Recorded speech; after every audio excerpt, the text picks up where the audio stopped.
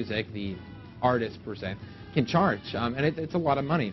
So, you know, this is a minuscule amount of money that is not going in their pocket via LimeWire, other P2P networks, and also torrent, not networks, but I guess directory websites.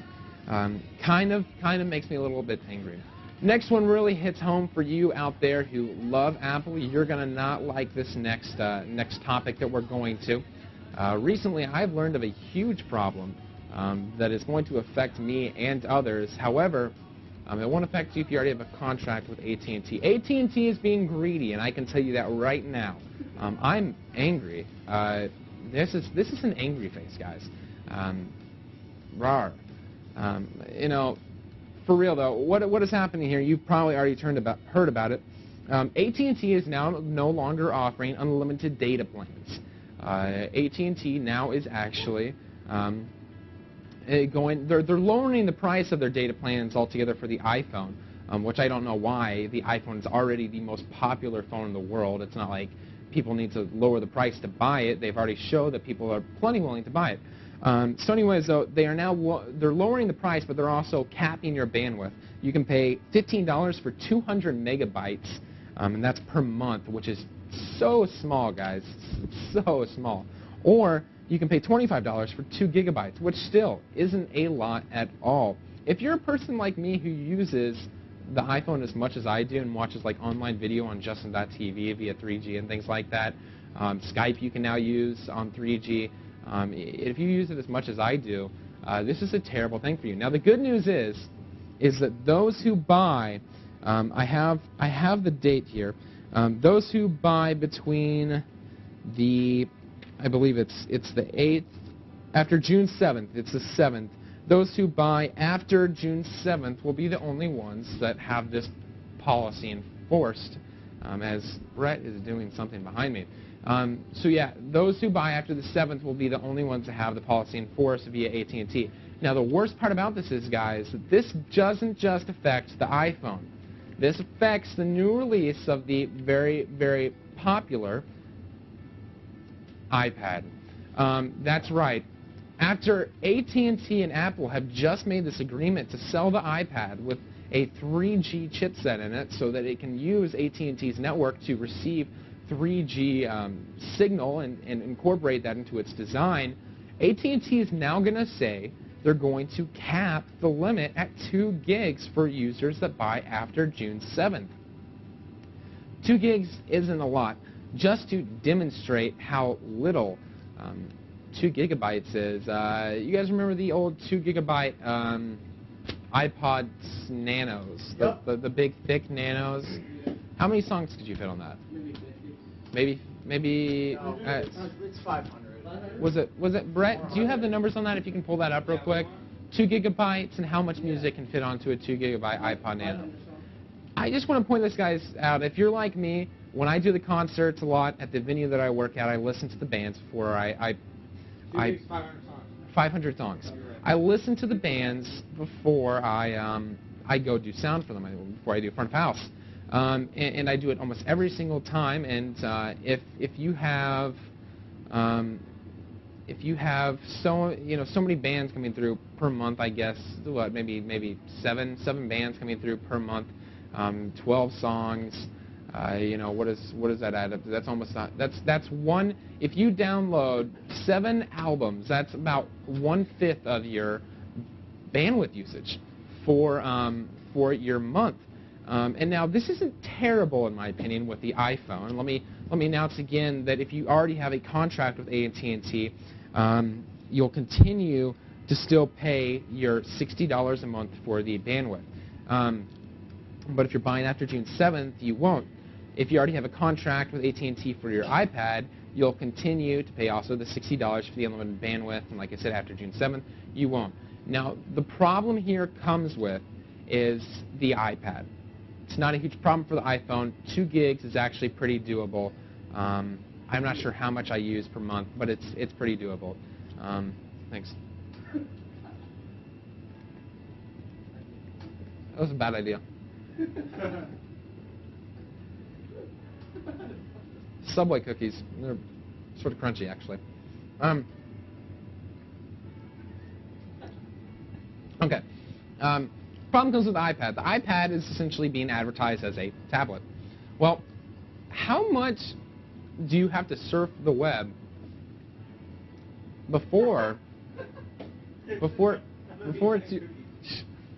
gigabytes? How much do you have to search the web? If we could find that out, how much do you have to search the web before you reach 2 gigabytes? This is a terrible thing.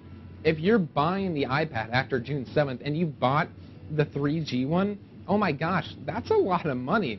I'd be seriously ticked off right now if AT&T was telling me that your new limit is 2 gigabytes after Apple released the AT&T 3G iPad that was supposed to be unlimited data. This is terrible. Now the worst part comes in is AT&T lied a couple years ago when the iPhone was first released, and they said, hey, tethering. And guess what? None of us iPhone users have seen tethering. Now, in my iPhone 4G beta, there is a spot for tethering, which is good because you're like, hey, they're going to allow us to have tethering. In fact, there was a couple hacks for tethering, which I used on my iPhone. So there is tethering in the new one. AT&T, I guess, is finally coming through with their word that we're going to have tethering. Now, here's the catch. Tethering is now going to be $20 more a month. It's not going to be available for the unlimited plan at all.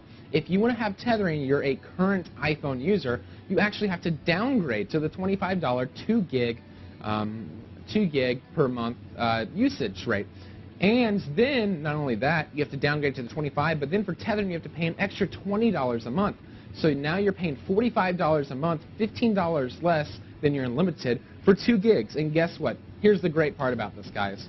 When you sign up for tethering and buy the $20 and add that to your 2 gig plan already, you will receive 0 gigs more of bandwidth for your tethering pleasure. That's right, folks. Per month, you and your iPhone, your laptop and your iPhone, or whatever you're connecting to your iPhone, can receive 2 gigs for $45. Are you kidding me? Those little USB cards or whatever, if I waited so long for tethering and I have to downgrade to 2 gigs and then have to pay $25 more, so $45 a month, $15 less, and be capped at 2 gigs. If you are someone like me who's waited for tethering for so long, or you have an iPad, you ordered it, you got the 3G model, you're on the road a lot, maybe you're in a band, and you're going to use it for reading books, downloading whole books, downloading a lot of music, pictures, email, use it for your everyday thing. And now AT&T is also going to say 2 gigs capped per month. If you're on the road a lot, you are in a band, you're screwed, okay?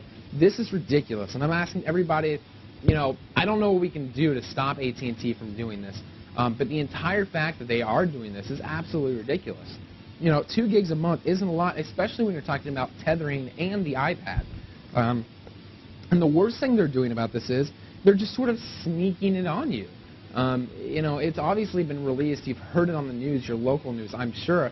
But they snuck this on those who have bought the 3GS and are maybe even still waiting on the 3GS. And the only way you can get that is if you buy before June 7th. And that's such a marketing scam, too, to say that you have to buy before this date or you're not going to receive unlimited data. Or if you buy after this date, you're going to be capped at 2 gigs. So they're trying to get people to buy now. And I personally don't think Apple is in accordance with this. I don't think Apple appreciates this at all. And this is only the next step of Apple moving to Verizon. Now, I know they've come out and said they're not going to do it this year or the next year. However, the problem with that is now with this sort of pop-up surprise that AT&T has unleashed on everyone, who knows? Apple really might consider moving to Verizon. We all know Verizon's coverage is better. Guys, I hate to say it, and everyone just has shocked looks in their eyes. Verizon's coverage is so much better. The Apple iPhone is the greatest phone out there, but Verizon's coverage is so much better. And who knows? If they do go to Verizon, I might be the one to sign up and get the 4G when it comes out because the coverage is better. And to be honest, I don't want to pay $45 a month to be capped at 2 gigs and also have tethering. It just doesn't sound like a deal to me. And as far as the iPad goes, I would never buy it now. Only reason I'd buy the iPad is to basically have a portable tablet with me, and I can use it wherever I go. There's